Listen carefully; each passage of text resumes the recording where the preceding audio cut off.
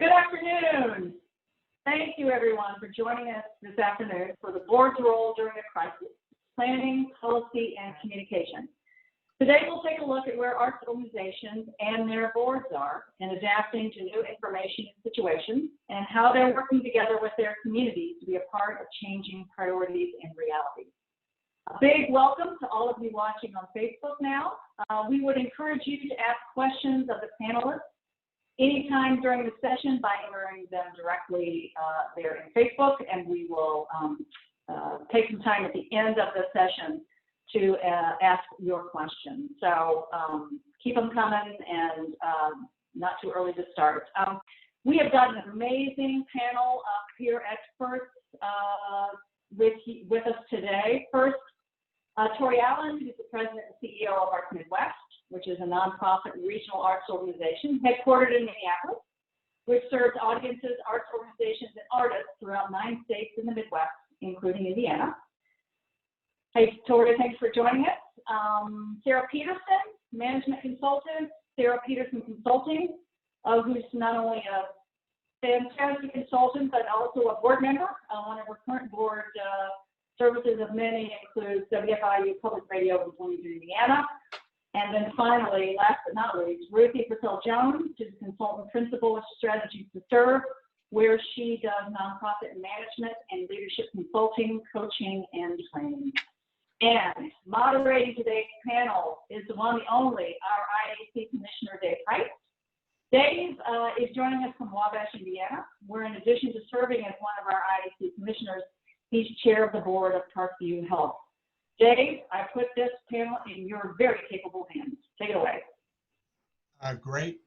Thanks, Maya. I think we're going to have a good time together and provide a lot of information. We certainly appreciate having all of you joining us to hear from the panel, as Maya indicated. Very talented, very experienced panel. So we're going to dive in here quickly and just get to issues that are out among all of our boards that many of us serve on. So we thought to kick things off, it'd be great just to hear from our panel what they're hearing regarding some of the current crises and concerns. And so I'm just going to ask Ruthie if she wants to start us in that and just get a sense of what she's hearing. Ruthie, you're on mute. Sorry. No, thank you. Let me start over. Thank you, Dave, for all that you do, and thank you to my panelists, and thank you to the Arts Commission. But thank you especially to those of you out in the viewer land that are doing the community work during this really, crazy changing time. It's hard work, the work that you all are doing. And what I've been hearing from my clients and the nonprofits that I've been talking to is how awesome and supportive their boards have been.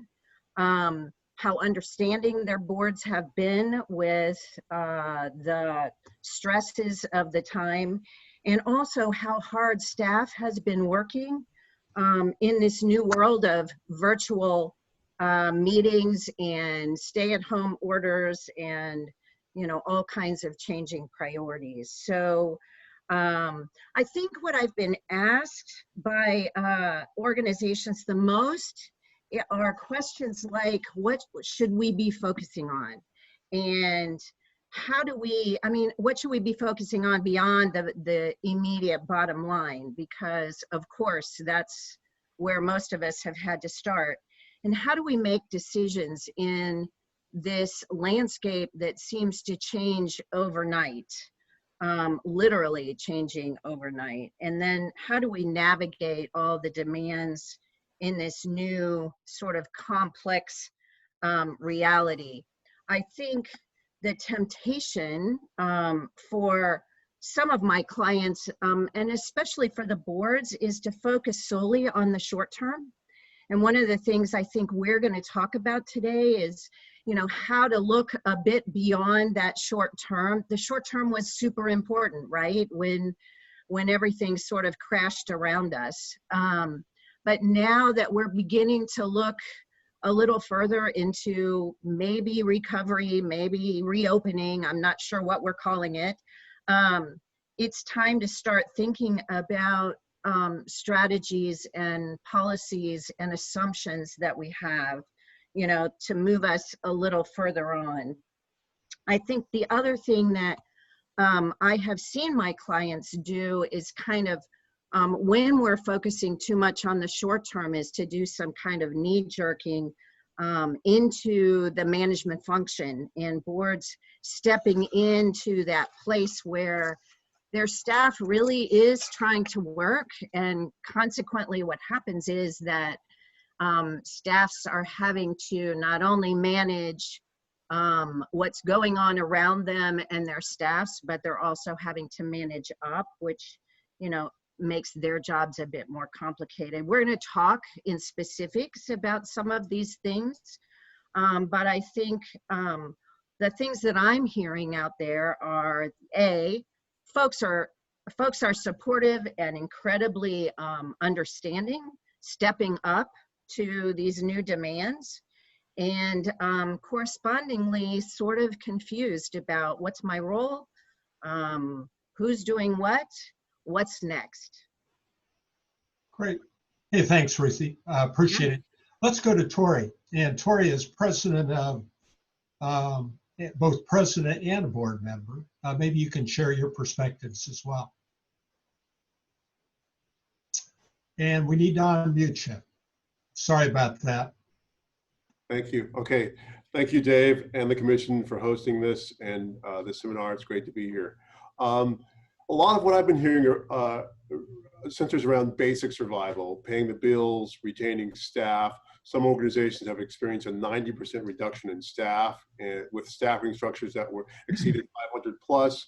How do they continue to engage their audiences and patrons in a meaningful way?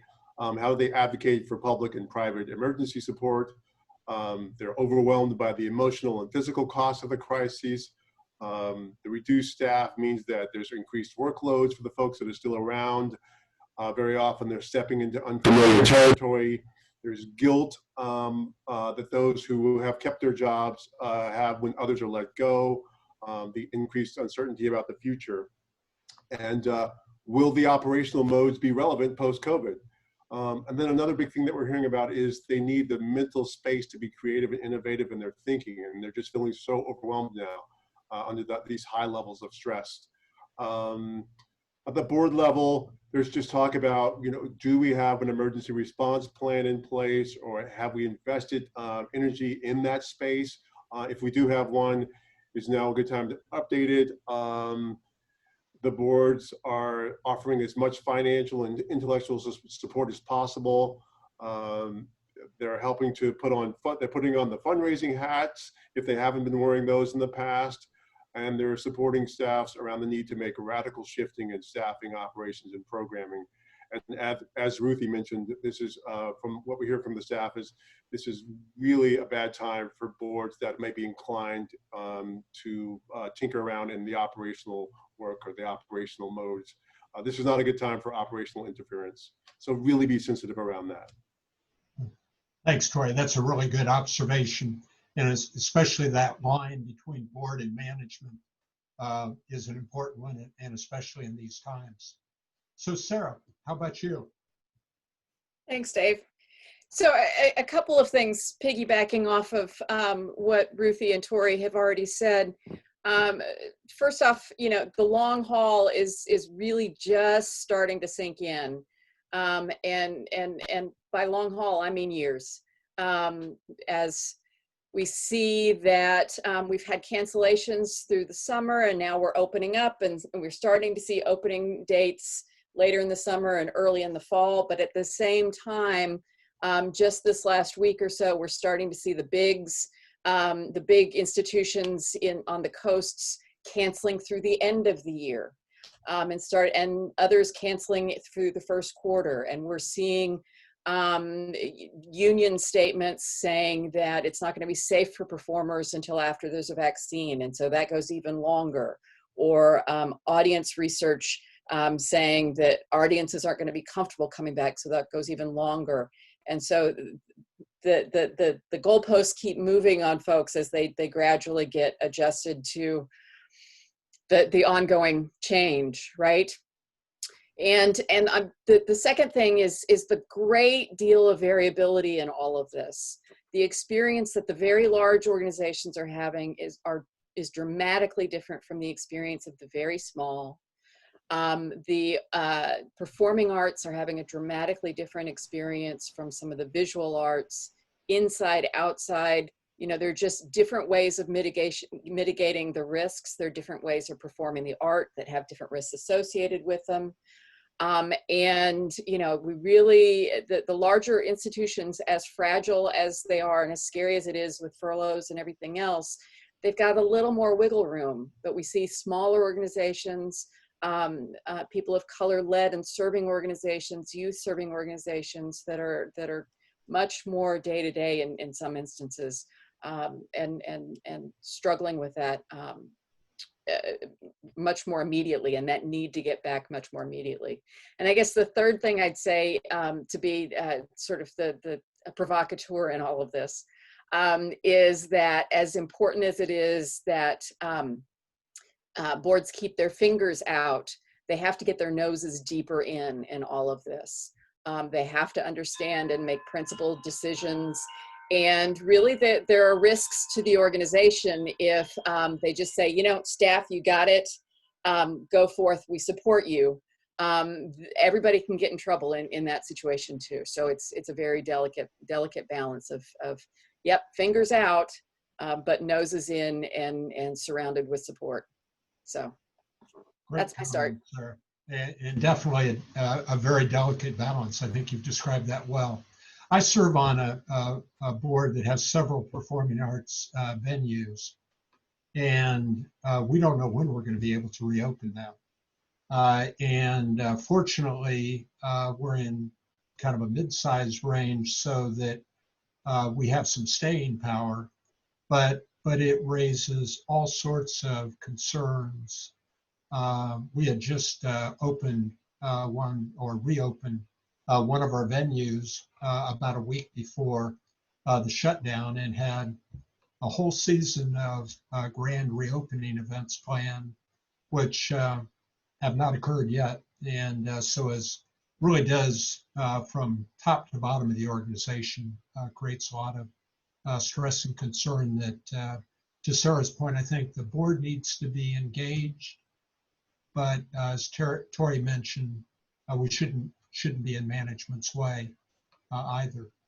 So we're going to move to the next section, and we're going to talk a little bit about board responsibilities and involvement, and talk about some questions of what the board's role should be, asking themselves as board members and their team as well.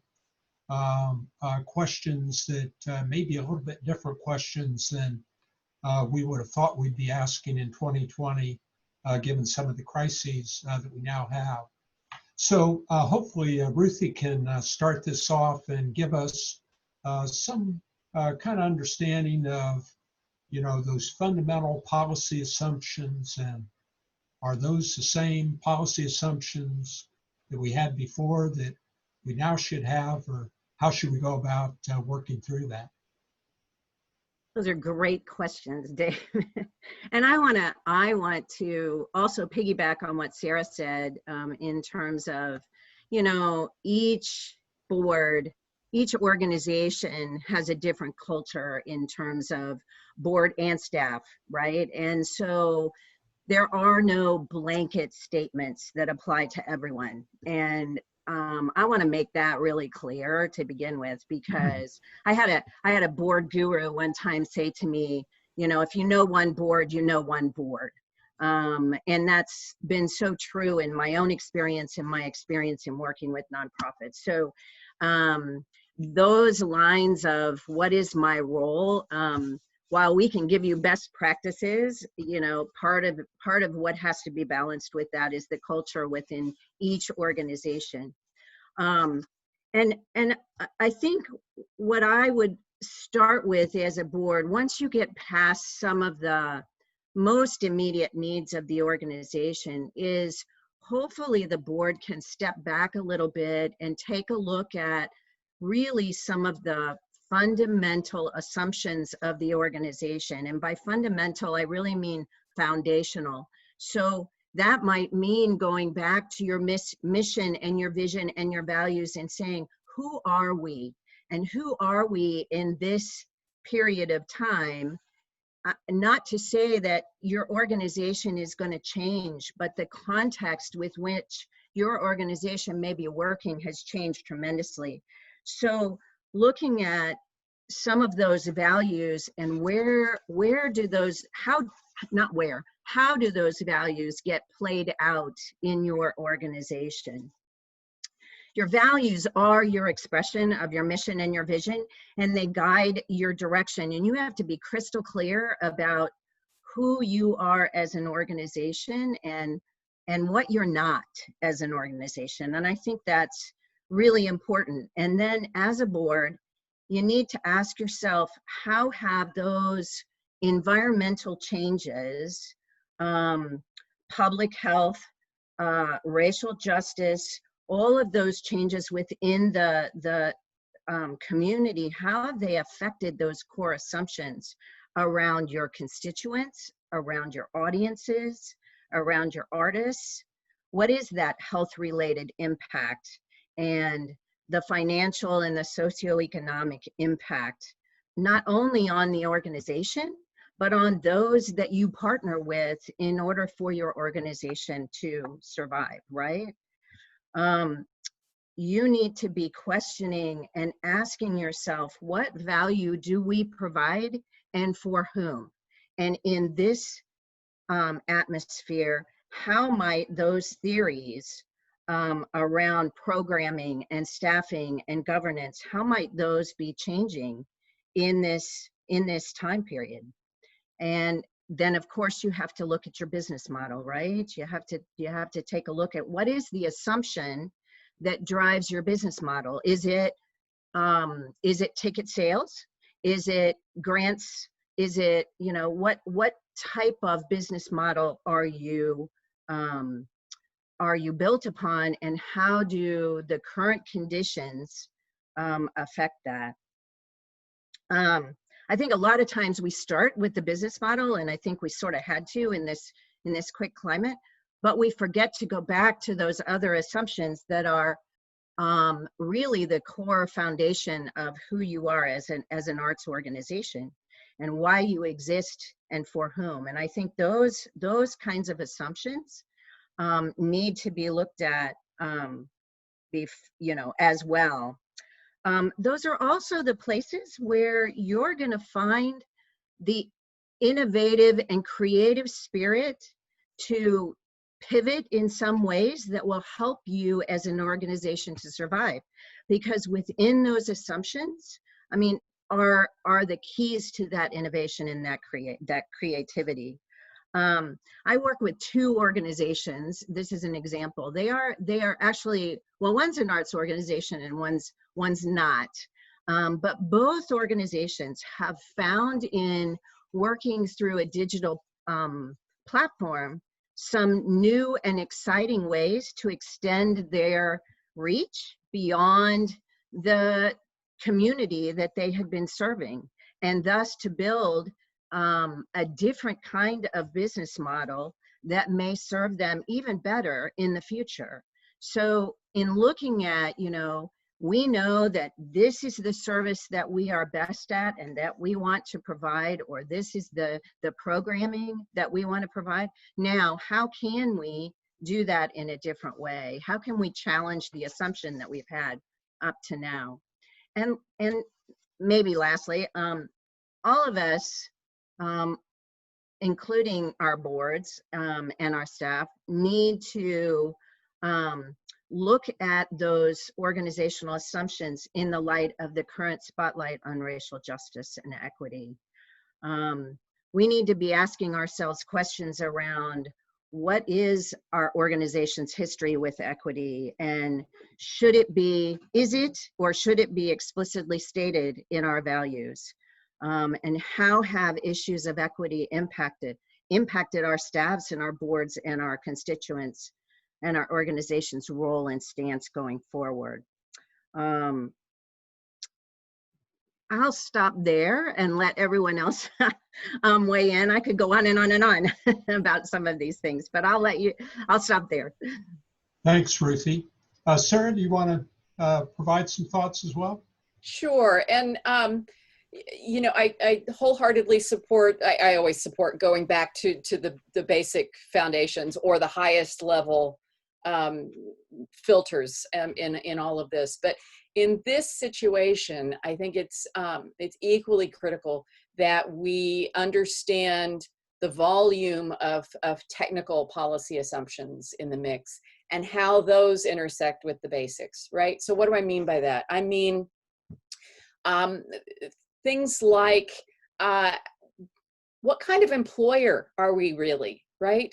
Because there's so many policies that we have to have in place or we have to think about in this to do with paid time off and support for employees or volunteers when they have to be off, because we want to encourage folks to stay home, right?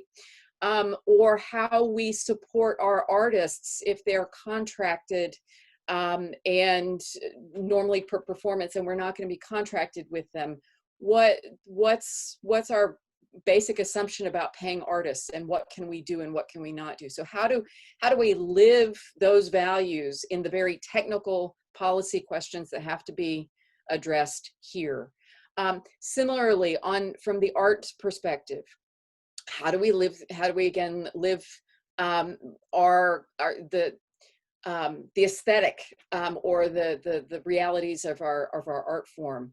I'm hearing some folks that say, you know, we can't act in a mask, period, full stop, can't be done. Others who say, you know, I'd do something in a hazmat suit to be able to do it, right? So one isn't right or wrong. They're different choices that have different implications. But you know, it's the difference on what is the primary value in your art form. Or those who say, you know what, we're going to wait until we're absolutely certain that we can't possibly put anybody at risk. And others that say, we have to move forward, otherwise we don't exist. And there's a great loss to the community, or there's a great loss to the heritage we present, or there's a great loss to individual artists. Again, those are very tough decisions, but they're very principled based, right? And you have to think about which is which in all of this, because again, there's a lot of technical stuff here that really I think tests our values and tests the choices and the priorities that we set. And I hope that we're doing all of that intentionally and having those conversations and not shying away from them. Thanks, Sarah. Very good. Torrey, you have some reactions? We're going to have to unmute you again. Sorry about that. Yeah, just thank you. Just around recently with the civil unrest with the George Floyd issue, we were trying to figure out what's the best way to show up as a company, as a staff, and I found myself having to kind of put the brakes on because there was this need to put out a statement, and I had to let folks know, look, we have no credibility in this space.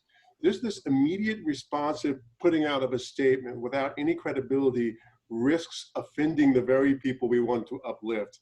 And so let's be really careful about this. However, we can think about how we're going to demonstrate to the community that we're in it for the long haul, and that we're committed to systemic shifting.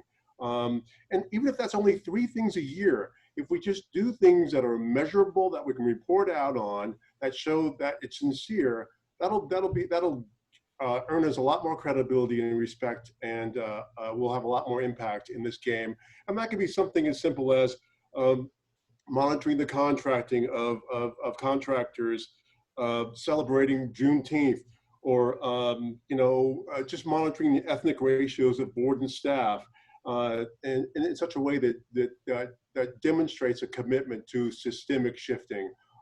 But most of all, really avoid the reactionary stuff that ultimately feels meaningless to a lot of people. Thanks, Torrey. That's very helpful. Let's talk a little bit about planning. So we've talked a bit about our assumptions and how some of those assumptions have changed during these times. So Sarah, maybe you can kind of kick us off on how that should impact our planning. Sure. Well, needless to say, all of our beautiful strategic plans are on hold, delayed in some very positive situations. Folks have been able to accelerate some of their strategies because, gosh, if nobody's in the building, we can actually do some of the stuff in the building we wanted to do. Or if we're not doing productions, we can actually make some of the policy changes or do some of the professional development we were trying to squeeze in, right? So some things have gotten accelerated. But that's going to get harder and harder the further we go on, going back to Torrey's point of people's emotional stress and exhaustion. It gets harder to do some of those things. But, as a general rule, the plans are on hold. They don't go away. We'll revisit them, but they're on hold. Sorry, if everybody who works with me knows my clock. But we're refocused on a very different kind of planning, and it's tough. This is not, our boards and our staff were not educated to be epidemiologists, to read, to understand executive orders from governors and to know how to read them, to understand industrial hygiene. And we may not be using these words, but that's what we're all doing right now. We're all learning about industrial hygiene and epidemiology and government orders in ways that we weren't before, and we're having to digest that as part of our planning. And unfortunately, we're sitting in a boat that's being designed and built around us, and it's changing all the time too. So we're drowning in stuff. We're in unfamiliar waters. And everything around us is changing. So from a planning perspective, we really have to think deeply and prepare for the long haul. But we have to be very conscious about taking it one step at a time and not trying to go too big, too fast. We do this in stages. If we think about a triage model in crisis, right? You do the most immediate first, and then you've moved yourself forward a little bit so that you can go deeper a little bit, and then you moved yourself forward and you can go deeper a little bit more. That's what the reopening plans are doing, right? Let's test the waters, see how that goes, learn a few things, test the waters, see how that goes, learn a few things. So we're really all in this collective R&D kind of cycle of learning. And from a planning perspective, I also want to make sure we're framing it in the right kind of way. I think this is starting to shift, but in the first days, it was about how do we survive until we can reopen. It very much stopgap kind of stuff, and focused on when are we allowed to reopen, and what are sort of the things we're going to have to do, and then we're off, right?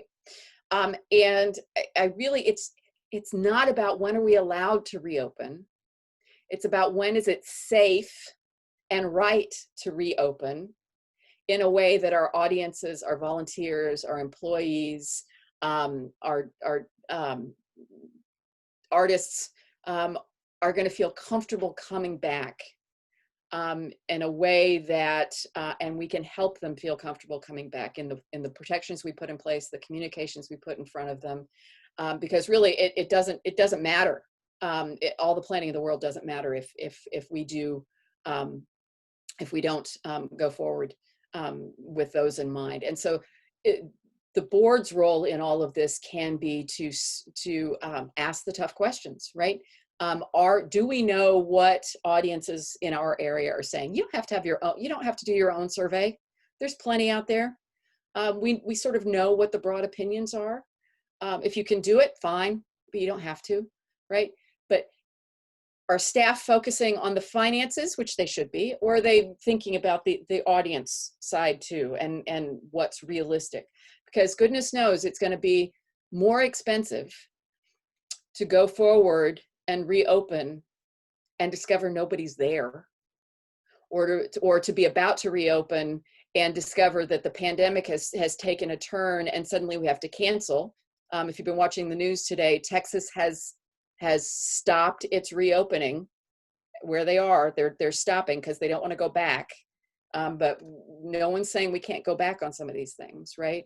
So is the board's role in all of this is to ask the hard questions, to be the sounding board, and to continually ask, are we giving our staff the supports they need? Are we helping them think through what's going on? Are we offering to volunteer? Are we offering to meet more often and perhaps shorter, so that we're more engaged and there's less distance and less work in between? This isn't about board packets. This is about how do we take the little chunks and move forward. What else did I want to say in this opening bit? You know what? I think I'm going to let Ruthie and Torrey step in at this point. Ruthie, my magnanimous self, right? Hey, there you go, Sarah. Thank you. I really like your observation of how the questions are changing from how do we reopen to how we safely reopen, and I think that's been a huge shift. Ruthie. Yeah, I mean, I think Sarah did such a good job of kind of giving that overview of what the board's role is. I think the board, even more than the staff, gets to look a little further out, but the hard thing is that we don't know what's out there. And like Sarah said, it could be, you know, going back, it could be more of the same. I think that's what's so difficult in this time period. And, you know, at the expense of sort of bleeding into our next section, which is communications, I would say, you know, that uncertainty creates so many questions around our organization. And so I think the most important thing that the board can do, maybe not the most important thing, one thing that the board can do is to help the staff in thinking through how they can be listening to as well as communicating with whether it be the health authorities, whether it be their constituents, they're all their constituents, right? Whether it be their donors, whether it be their audiences, whether it be their artists, whoever their stakeholders are in their community. I think we need to as best we can, you know, partner up together, boards as well as staff and all of those folks, in terms of trying to sort of take the temperatures as we move along, and make sure that we're having those two-way conversations in those planning, in that planning process. Because, you know, like I said, the uncertainty creates questions, and you want to maintain the trust that you have with your constituents, with your audiences, with your staff. And in order to maintain that trust, you've got to be constantly being transparent. And I think being transparent about what is being planned as best you can, and how decisions are being made and why decisions are being made is a really important piece of that. But I think all organizations in this time period are going to have to remain very nimble and adaptable, and it's not something that many of us are good at. But to make plans, but understand that those plans are just that. They're a plan. They're not written in concrete. They're not, they may need to be adjusted or tweaked or changed, which is one of the reasons why I kept saying go back to your core assumptions, because if you're relying on those, it's a little easier to be, to be nimble. But I think the board's role is to ask those hard questions. I loved what Sarah said. It is to ask the hard questions, but also I think a board needs to also be kind of coming down with those hard questions and coming up underneath the staff and the executive director. It has to be a partnership right now, because the last thing you need is tension between the two. I mean, there's already tension, right, built into that relationship, but as best you can to partner up together, because the strength that we have during this time is in our community together. I don't have a whole lot more to add. I think Torrey might have some great examples. Go right ahead. Both Ruthie and Sarah, you kind of summed it up for me. Not much to add, but I can sort of expand on from the communication standpoint, and that is, and Sarah, I love the idea of just reminding folks to allow the space to embrace this from the R&D modality, because that's really important. We've been approaching this response, I think, at the board level on multiple levels. With the staff level, in the field and across the community, and then how is the board responding? At the staff level, it's been, there was that immediate move to go remote, prioritizing safety and mental health of the staff. How do we minimize the disconnectedness that folks feel by being online all the time? Some of the things that we did include forming small teams, study halls, weekly all-staff meetings, and I have been holding one-on-one sessions with each staffer as much as possible, just to check in with each person. In the field, one of the things that was, I think, most of most concern for my board was what I would call the cacophony of well-intentioned but disorganized activity in the service sector. Everyone's trying to figure out how to do something, and there's not enough emphasis placed on how do we all show up as a united front before in the face of the public and private funders. And so we've been doing a lot of listening, trying to understand how we can show up and not replicate any of the good work happening. Also, we're trying to understand how we can facilitate greater connectedness among our arts colleagues and help the sector show up, understand the importance of showing up in this united way, especially during these times. One example of a recent leaning in this direction is the 6 United States regional arts organizations stood before the Mellon Foundation as a united collective, and the foundation gave a substantial grant for the formation of the United States Regional Arts Resiliency Fund, which was the first in our collective history. And so we already starting to see that there will be positive response to showing up as a united, organized front. And then at the board level, in addition to modifying meeting agendas and making the discussions of COVID impact a priority, I have increased frequency with updates to full board. Now sometimes it's bi-weekly. I'm in contact with each board member separately to talk about what's happening, to get their feedback and input. And so I've really kind of leaned into over communicating during this time. Communicate. So yeah, great comments. I'd encourage those that are attending this, if you have questions, please send them through on Facebook. We've gotten a number in that we'll get to here in a few minutes, but certainly we'll try to get through all questions that you want to send through from anything that we've talked about or other things that you think would be helpful. Now, Torrey, I'm going to ask you and maybe start to talk a little bit about some of the things you were doing at Arts Midwest, but I thought it might be good to have you kind of start us off on what things can be done as a result of changed circumstances, new planning, and really working both with the staff and the board, if you had any other thoughts on that you'd like to share. Sure. I think as we've all sort of noted that this is such a volatile, moving space here. And so one thing I've said to staff and I've talked with the board about is that we know that we have to take this window of time that we have to be in a different place, to be thinking differently about what we're doing a year from now. We can't go into this assuming that we're going to be the same company a year from now. And if we do that, we risk our very existence. So we must absolutely embrace innovation and the fear that sometimes goes along with that.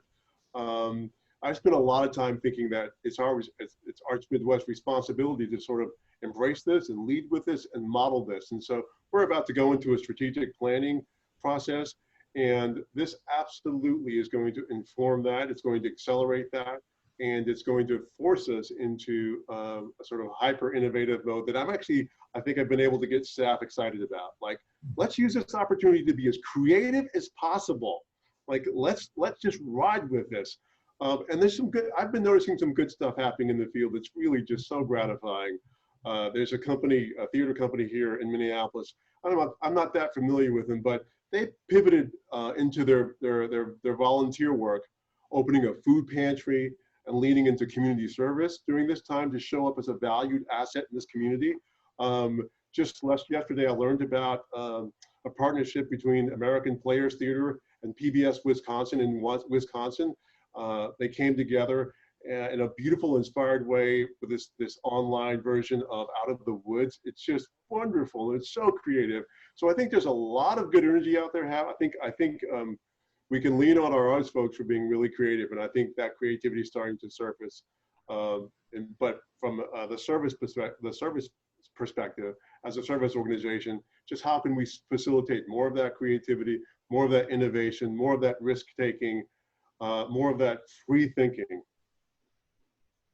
Great comments. One of the boards that I'm on, I mean, that your knee-jerk reaction could be, given all that's happened, is to just hunker down and just, and that's, at least in my view, kind of the last thing you want to do. And finding a way to be relevant during this period of time and be innovative and look at some of the new things that you mentioned, Torrey, I think is what we need to have all of us be doing, especially in times like these. Especially since we're the arts, right? Yeah. Especially since we're the arts. Absolutely. Yeah. Yeah. We talked a lot at the Indiana Arts Commission about, whether it's Arts Midwest or the Indiana Arts Commission or Lilly Foundation or any one of a number of funders. The arts really needs these organizations and both the support and the know-how to really help during times like these more than ever. So, Ruthie, did you want to add to the conversation as well? I don't have a whole lot to add other than to say I love what Torrey said. And I think, this is not only a time to be creative, but to learn, right? Learn about ourselves, learn as organizations, learn about each other as board members, and to really look hard and long at, what our role in the community is. And maybe that's, maybe that's interviewing. I'm not saying you should go out and do all these things, but I think it's a really good, we know that times of chaos are those times of greatest learning and of greatest creativity. And so if we can embrace that instead of fighting it and be present to it instead of waiting for it to be over, I think the arts community are leaders in that, right? They are the leaders of, I think, in terms of nonprofits, in terms of helping us to think bigger and broader and more differently. Well, that's a terrible way of putting it. Anyway, you understand what I'm trying to say. And so I really want to put an exclamation point on what Torrey said about, let's embrace this time. Great. Thanks, Ruthie. we're going to move to Q&A, and we've had a number of questions come in, and certainly if you have other questions, you can certainly add to that, and we'll continue to address them. But I think we'll just do this and open up to the panel as a whole and get each one of your reactions to these or observations. So let me share the first question. How should the organization's approach, how should the organization approach board recruitment during this time? I thought it was a great question. Anyone want to chime in on that?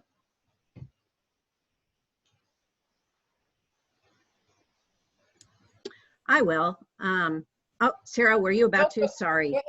Go ahead. So I think, you know, board recruitment goes back to what are the skills and what are the qualities and skills that folks need, that organizations need within their board and leadership during this period of time.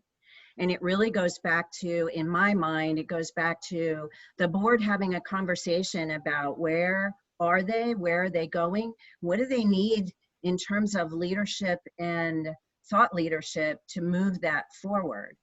That would be the place that I would start is, you know, it's kind of the same place that that boards always are, but looking in particular with where are we right now? What do we need to do? Maybe we're moving to a virtual platform, and one of the things we need is someone with some technology experience. That it can be that basic.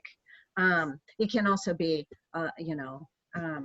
much more sophisticated. But I think, you know, starting with what are the skills that are going to be needed to move us forward, not from an operations standpoint in particular, but from a thought leadership and connection place. Good, thanks, Ruthie. Sarah, And be willing to change the rules too, right? So if you're normally recruiting for 3-year terms and, you know, to multiply to 6, focus on what you need right now and for this next period, and be open with folks of, you know, we need you for this period of time. If it works and you want to stay on, that's great, but be willing to mess with the rules. Sorry, Dave. Oh, no, that was great, Sarah. I was just going to add I kind of look at board recruitment just like fundraising. This is a time that no matter what's going on, we need to be present and available, and we may be doing things differently than we would have done had we not had the COVID-19 crises, but we still need to be present with our patrons and donors and all of those. Now, we've got a number of other questions, so in fact, I'm going to see if Torrey can lead off on this one. What's a question every board member should be asking their organization's leadership now? So since you're on both sides of this coin, Torrey, I think you should be well versed to help us. That's a really good question. Okay, the question I like the most is, what do I need to know about you and what you're going through for you to show up and do the very best work? Great question. Yeah, thank you. Sarah, Ruthie, have you got a burning question that you think we should be asking the organization's leadership now? Oi. You know, really, so I go in a couple different directions. So I go to the, how can I support you? And what can I do to minimize the burden and be the most use? But that's a tough question though. So I then go to, you know, can we meet more often and ask the very specific questions so that they're not having to come up with the answers, but, you know, coming with offerings as well. Not to pressure, but not to pressure. Sure, great. Now Yeah. let's, go right ahead. Sorry. Yeah, I was just going to add really quickly. It's a little bit like Torrey's, but my question always for especially board chairs to be asking executive directors or CEOs is just what's keeping you up at night right now? Yeah, well said. Now we're going to turn this around. So what should those EDs or CEOs be asking their board members? We're going to let you off the hook on this, Torrey, and we'll see what Ruthie and Sarah think. Ruthie, do you have thoughts on that? What should the EDs be asking their board members during times like these? I mean, again, I think that kind of depends on the culture of the organization, but the first thing that popped into my head was, what are you seeing that I'm not? What are you hearing that I'm not? What can, I mean, I see the board as sort of, representative of the community, right? And so, for a CEO that has that eats, sleeps, breathes, has their head down, working so hard to support staff and support constituents and whoever else is in their world, the board can play that community role that is, the eyes and ears for the organization. So that was where I started. Good, great, thanks, Ruthie. Sarah. I'd go toward in the all hands on deck kind of mode, right? So what can we learn from each other? What are you? Because we're all adapting, whether we're in the private sector or the nonprofit sector. So what's your business doing, and how are they adapting, and how can we think about that in our context as well? And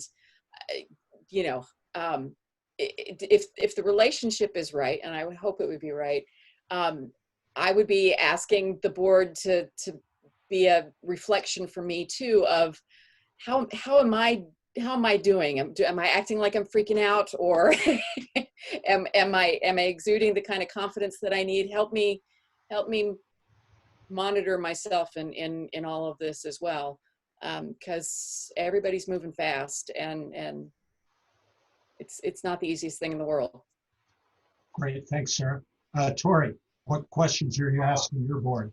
Well, I really love what Ruthie and Sarah have said. But I think that coming to this from a development background, I think I would just want to have clarity around like true capacity.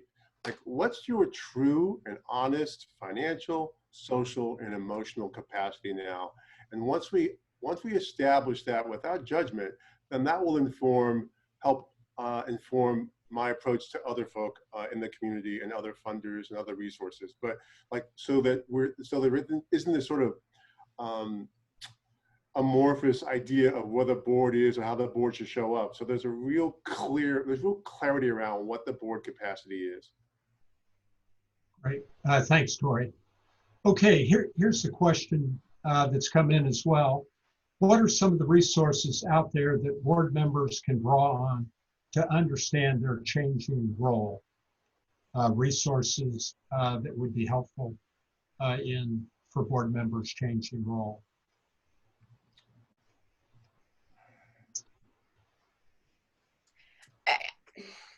I guess I'd push back again, and the questions are changing, and the intensity is changing, and the need for support is changing. The role isn't changing.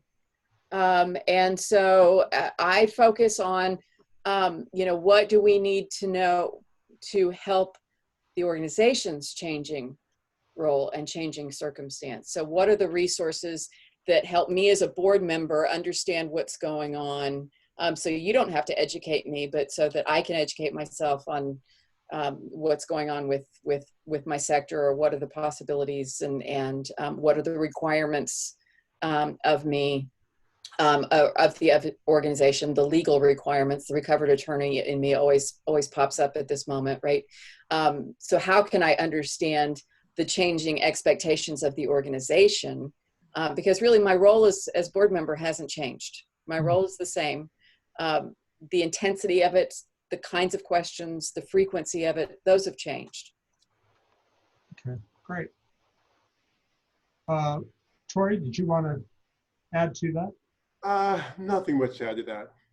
Okay, good. We have just one last question, then I think we'll have to wrap up. But how can board members help elevate the visibility of their organization in their communities, especially if they're a not very visible organization? What are some ideas to elevate visibility? You want to kick that off, Torrey? Yeah, I would say maybe to sort of take an inventory of the civic organizations that the board in toto is connected with, and then develop a presentation that speaks to the sort of a case statement that can be delivered, 15 to 20-minute case statement that can be delivered with slides, that can be done at Rotary meetings, at travel bureaus, at economic development gatherings. That can be made to be very fun, even for the board member who doesn't feel like they're good at speaking in the public. I think just connecting with the civic entities in a community and sort of monitoring what you're doing. If there's 100 civic communities, what's your plan for hitting each one of those civic entities with your 15-minute presentation over a year, right? That could be really energizing and fun and very helpful. Great, thanks, Torrey. I want to thank all three of you. You were an excellent panel. I think we covered a lot of really pertinent information. And I'm going to pass this over to Bridget from the Indiana Arts Commission to wrap us up. Thank you so much, Dave. And thank you to everyone who has joined us over on Facebook. We really appreciate it. Saw that Arts Midwest shared the stream, so thank you. I think Elena did that for us, so thanks so much. Which leads me to thank our wonderful peer experts, Torrey, Sarah, and Ruthie, and Dave, of course. Thank you so much for moderating. We'll be sending out an email no later than Monday, fingers crossed for tomorrow, with the recording of this webinar, but of course you can watch it on Facebook anytime. We'll also send out some notes that I took during the webinar, a lot of great sound bites here. I'd like to invite everyone to join us next week, July 2nd, 2020, that's a Thursday, I believe, yes, at 2 p.m. Eastern Time for a part 2 of this discussion centered around fundraising and the board's responsibility when it comes to that. I would like to, again, thank everyone for joining us, and I hope everyone has a great rest of their afternoon. Super. Thank you. Thank you. Thank you. Bye-bye.